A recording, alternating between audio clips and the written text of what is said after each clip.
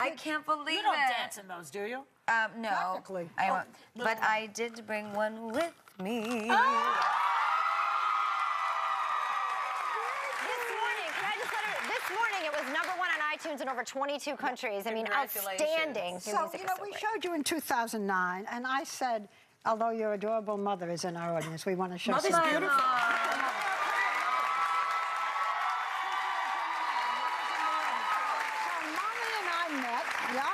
I said I almost feel like your second mother because we did one of the.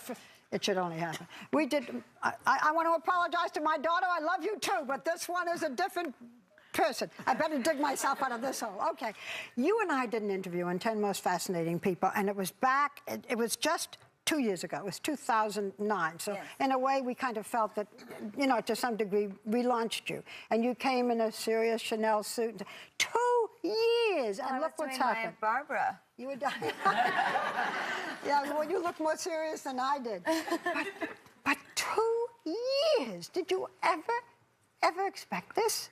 No, I really didn't, and I just feel so blessed and so grateful. And thank you to everyone for supporting me. I can't thank you enough. Has there been one moment where you said, it's happened, it's there, the most memorable moment? You know, one of the most memorable moments, Joyce. And she plays the piano with you like those one? notes. Fascinated by your costume. No, recently I was actually in Mexico City and in Guadalajara, and we played shows for 60,000 people each night. Wow. And that was one of those moments. I started to play Born This Way on the piano, and it began to pour rain, and it poured for 2 hours during the whole show. And the entire audience was on their feet the whole time, screaming, singing, and dancing. And that was a really life-changing moment for me. Just the spirit of the audience. They didn't care about my public persona. They didn't care about anything but the music and having a big celebration. And it was a turning point. I also love the way you dress up, even, you know, to come even on a, you know, on a morning show. Like oh, thank you. Yes. Well, this is just the way I am. I was born this way.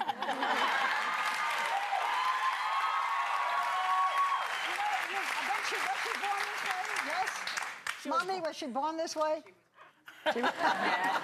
Poor Mom. Didn't the nails hurt? The nails didn't hurt when she was coming out? Yeah, when I came out of the womb, she had to brace herself for the tips. You know what? Can I just say that my impression of you is that you take your success very easily, that you're not overwhelmed by all the success. Well, I'm really, really lucky. Grounded. I've got a great family. I mean, just having my mom here today means so much to me. Yeah, but you're very, we'll talk about it a little later, but you're very emotional. It's not all, I mean, there are times when you don't feel so great. Well, no, and I feel, you know, every time I perform on TV, or every time I do a show, I always watch back the tapes, and I'm always trying to perfect my performances, become a better songwriter. I mean, the whole point with Born This Way was to create a record that was inspired by the fans, inspired by their message of celebration and self-worship. Love yourself, be who you are. These are what you call, and we have many of them here, these are the people you call your little monsters. Little monsters. And you do have a message. Look how cute they are. Yeah, well, our little monsters are kind of dressed for you today, too. Yes, we tried. No, we couldn't even We try. tried. But we do want to congratulate you because you have been named in Forbes 2011 Celebrity 100 list as the most powerful woman. You have knocked Oprah Winfrey down to #2, girl. So Gaga, what is it? I don't know what it would feel like to have that kind of power, and what do you want to do with that power? Well, I think power is a funny word. You know, I think you can either do great things or you can do really not so great things. And part of the album cover, actually, I'll show you on the back. I'm half a woman, half motorcycle here on the one I'm holding. And I wanted to create this idea of fusing flesh with metal, but I am also the vehicle. I'm not just the vehicle for myself, though, anymore. I'm the vehicle for the voice of my fans, so I wanted there to be a representation of me as the vehicle for the album. You know, when your fans are... I just want to talk about the fans for a second, because they're here and so the little monsters. But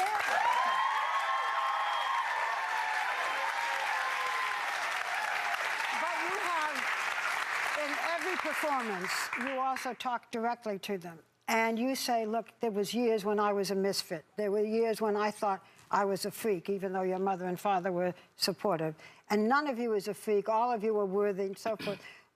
What is, if you had to give your philosophy in a line, what is it? What are you trying to say to all these people who look up to you? I would say be yourself and love who you are and be proud because you were born this way. And, you know, when I was in school, I used to want to wear a mask every day. But now I wear my mask and I wear it proudly. Yes. Why did you want to wear a mask?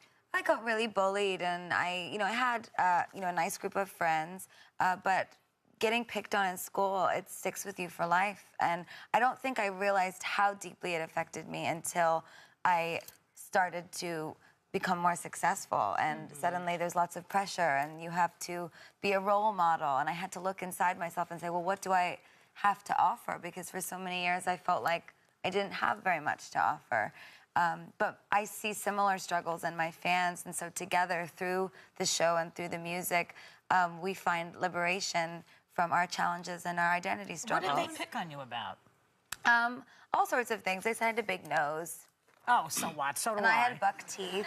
I had my had that teeth too. fixed. Yeah. And I got thrown in the trash can on the corner. And I suspect you had your own style, just a fashion as well in school. Well, too. we had a uniform, so I didn't get to really express myself in that Catholic way. school. But you were the first to